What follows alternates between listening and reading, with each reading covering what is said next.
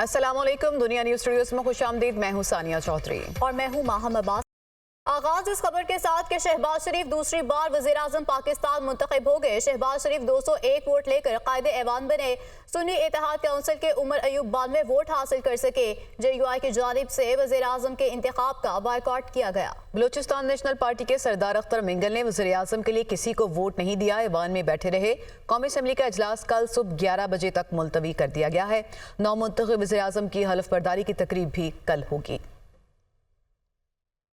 मुस्लिम league नून के सदर शहबाज शरीफ दूसरी बार पाकिस्तान के वज़ीर-ए-आज़म मुंतखब हो गए। शहबाज शरीफ को 201 अरकान ने वोट दिया। सुन्नी इत्तेहाद काउंसिल के उम्मीदवार उमर अयूब खान ने 92 वोट हासिल किए। स्पीकर अयाज सादिक ने ऐलान किया। स्पीकर सरदार अयाज सादिक की ज़ेर सदारत इजलास के दौरान अरकान असेंबली ने वोटिंग के जरिए नए कायदे ऐवान का इंतखाब किया।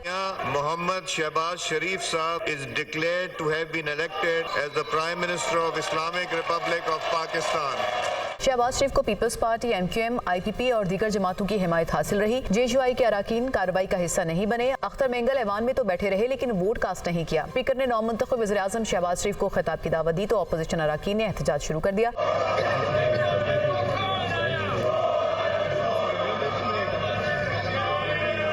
हुकूमती अरकान ने भी जवाबी नारेबाजी की। सुन्नी इत्तेहाद काउंसिल के मेंबरान की जानिब से शदीद एहतजाज हुआ। हाथों में बैनर्स उठाकर स्पीकर डाइस का घेराव करते हुए बानी PTI के हक में नारेबाजी की। नौ मुंतखब रुकने असेंबली जाम कमाल ने भी हल्फ उठा लिया। स्पीकर सरदार अयाज सादिक ने उनसे हल्फ लिया। नौ मुंतखब वज़ीर-ए-आज़म शहबाज शरीफ ने असेंबली से अपने पहले खिताब में कहा कि इस वक्त मुल्क को सबसे बड़ा चैलेंज मईशत की खस्ता हाली है। उनका कहना था कि बजट में कुल महसूलात का हुजम 12,300 अरब है, जिसपे NFC अवार्ड के तहत सूबों की तकसीम के बाद विफाक के हिस्से में सिर्फ 7,300 अरब रुपए ही बचते हैं। और विफाक को कर्जों की सूद अदायगी की मद में 8,000 अरब रुपए अदा करना होंगे। इन हालात में तरक्याती कामों के लिए फंड्स मुख्तस करना तो दूर की बात, अफवाज पाकिस्तान और वफाकी सरकारी मुलाजमीन की तनख्वाहें अदा करना भी नामुमकिन है।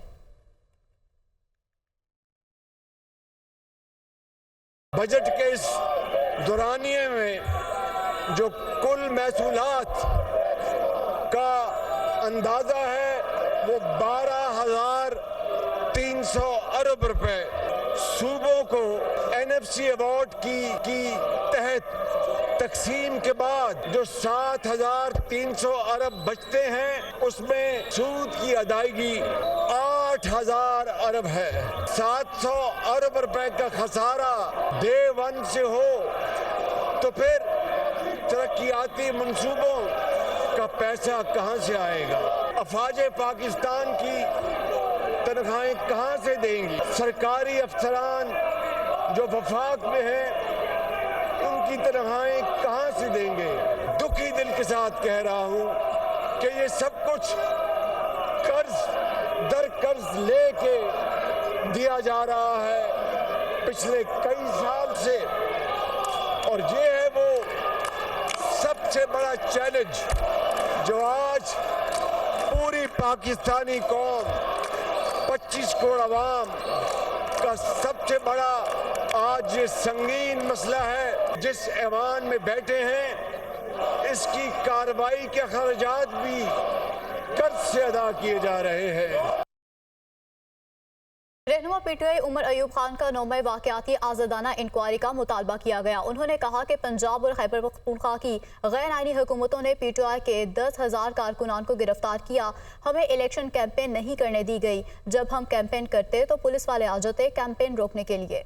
कौमी असम्बली में खिताब के दौरान उन्होंने मजीद कहा कि बिलावल के नाना ने हेनरी किसिंजर के खिलाफ कागज़ लहराया था कि मेरे खिलाफ साजिश हुई है। बानी PTI की नफरत में इद्दत जैसा मियाँ बीवी का केस चलाया गया।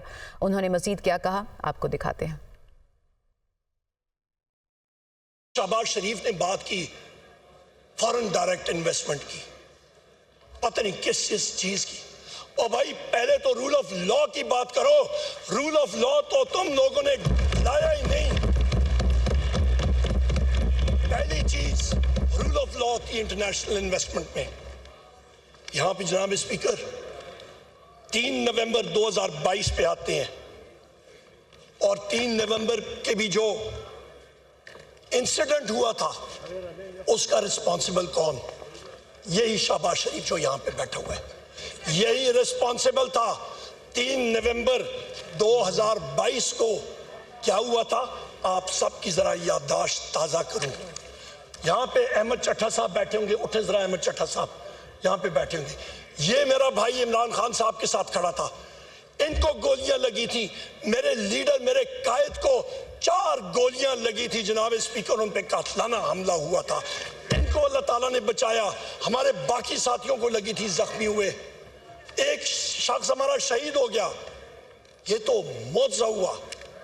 میں بالکل کنٹینر کے پیچھے, میری گاڑی ادھر ہی میں پہنچا تھا, فائرنگ کی آواز سنی. اس وقت میں اندر گیا, اوپر سے عمران خان صاحب کو اٹھا کے لا رہے تھے, خونوں خون تھے, اور اس شخص نے جناب اسپیکر اوئے اوئے آپ کی بات کرتا ہوں نا, جو اوئے اوئے کرتے ہیں ان کی ٹانگوں میں 4 گولیاں مارے, میں دیکھتا ہوں کیا ہوتا ہے, میں دیکھتا ہوں. جناب اسپیکر, آپ فائر آرمز کو سمجھتے ہیں, ذرا چلائیں نا 9mm کی گولیاں کسی کے ٹانگوں میں 4 اوئے اوئے کرتے ہیں, پتہ لگ جائے گا ان کو. اس شخص نے, وہ بہادر شیر ہے, اس نے اف تک نہیں کی. خیبر پختونخوا سے خبر شامل کریں گے, جہاں بارشوں اور لینڈ سلائیڈنگ کے واقعات پیش آئے ہیں, اور پی ٹی ایم نے اس حوالے سے رپورٹ جاری کر دی ہے. حادثات کے نتیجے میں 27 افراد جاں بحق ہو گئے, جبکہ 38 افراد زخمی ہوئے ہیں. 129 گھروں کو جزوی جبکہ 33 کو مکمل نقصان پہنچا ہے. خیبر پختونخوا میں بارشیں اور لینڈ سلائیڈنگ سے حادثات, پی ٹی ایم کی جانب سے یہ رپورٹ جاری کر دی گئی ہے. حادثات کے نتیجے میں 27 افراد جاں بحق جبکہ 38 زخمی ہو گئے ہیں, اور 129 گھروں کو جزوی جبکہ 33 کو مکمل نقصان پہنچا ہے. کور کمانڈر بلوچستان کو لیفٹیننٹ جنرل راحت نسیم نے ضلع گوادر کے سیلاب سے متاثرہ علاقوں کا دورہ کیا ہے اور سیلاب متاثرین سے ملاقات بھی کی ہے. جی او سی گوادر ڈویژن نے متاثرہ علاقوں میں لوگوں کو درپیش مسائل اور امدادی ٹیموں کی جانب سے اٹھائے گئے فوری اقدامات کے بارے میں کور کمانڈر کو آگاہ کیا. کور کمانڈر نے کہا کہ پاک فوج اس قدرتی آفت میں سول انتظامیہ اور دیگر متعلقہ اداروں کے ساتھ مل کر بلوچستان میں سیلاب متاثرین کی بروقت امداد اور بحالی کو یقینی بنائے گی.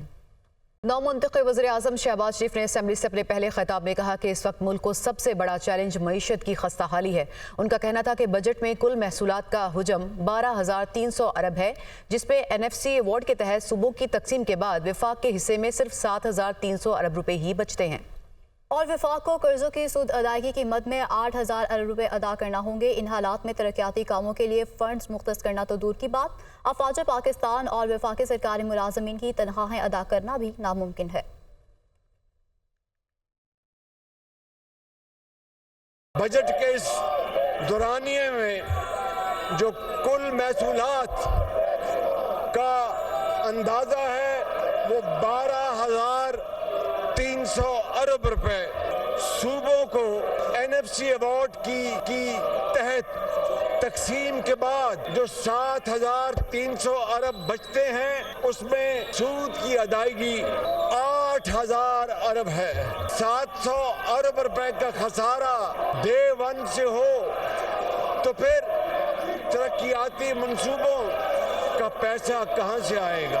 افواج پاکستان کی تنخواہیں کہاں سے دیں گی؟ سرکاری افسران جو وفاق میں ہیں ان کی تنخواہیں کہاں سے دیں گے؟ دکھی دل کے ساتھ کہہ رہا ہوں کہ یہ سب کچھ قرض در قرض لے کے دیا جا رہا ہے پچھلے کئی سال سے, اور یہ ہے وہ سب سے بڑا چیلنج جو آج پوری پاکستانی قوم 25 کروڑ عوام کا سب سے بڑا آج یہ سنگین مسئلہ ہے. جس ایوان میں بیٹھے ہیں اس کی کارروائی کے اخراجات بھی قرض سے ادا کیے جا رہے ہیں.